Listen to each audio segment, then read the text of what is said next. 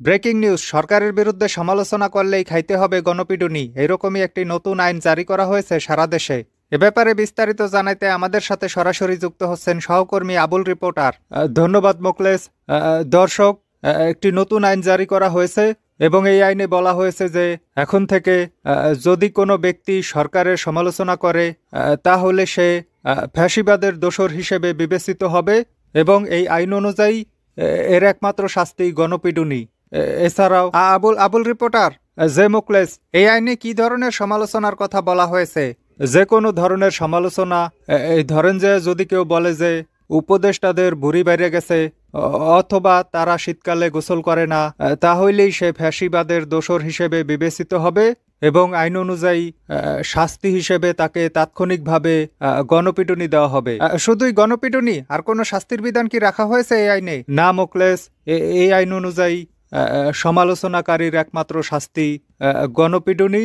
তাকে থানায় নেওয়া যাবে না, আদালতে উপস্থিত করানো যাবে না, সঠিক নিয়মে তার কোনো বিচার করানো যাবে না।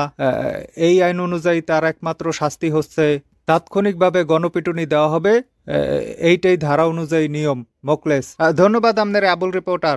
দর্শক, আরো জানবো এই ব্যাপারে বিস্তারিত, তবে তার আগে একটু গণপিটুনি খাই আসি, কারণ ধারা অনুযায়ী এই আইন নিয়ে যে কথা বলবে সেও গণপিটুনি খাবে, এইটাই ধারা অনুযায়ী রুলস। ব্রেকিং নিউজ, সরকারের বিরুদ্ধে সমালোচনা করলেই খাইতে হবে গণপিটুনি, এরকমই একটি নতুন আইন জারি করা হয়েছে সারা দেশে।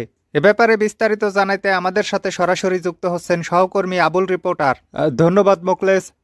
দর্শক, একটি নতুন আইন জারি করা হয়েছে এবং এই আইনে বলা হয়েছে যে এখন থেকে যদি কোনো ব্যক্তি সরকারের সমালোচনা করে তাহলে সে ফ্যাসিবাদের দোসর হিসেবে বিবেচিত হবে এবং এই আইন অনুযায়ী এর একমাত্র শাস্তি গণপিটুনি। এছাড়াও আবুল রিপোর্টার, যে মোকলেস, এই আইনে কি ধরনের সমালোচনার কথা বলা হয়েছে? যে কোনো ধরনের সমালোচনা, এই ধরেন যে যদি কেউ বলে যে উপদেষ্টাদের বুড়ি বাইরে গেছে অথবা তারা শীতকালে গোসল করে না, তাহলেই সে ফ্যাসিবাদের দোসর হিসেবে বিবেচিত হবে এবং আইন অনুযায়ী শাস্তি হিসেবে তাকে তাৎক্ষণিকভাবে গণপিটুনি দেওয়া হবে। শুধুই গণপিটুনি, আর কোনো শাস্তির বিধান কি রাখা হয়েছে এই আইনে? না মোকলেস, এই আইন অনুযায়ী সমালোচনাকারীর একমাত্র শাস্তি গণপিটুনি।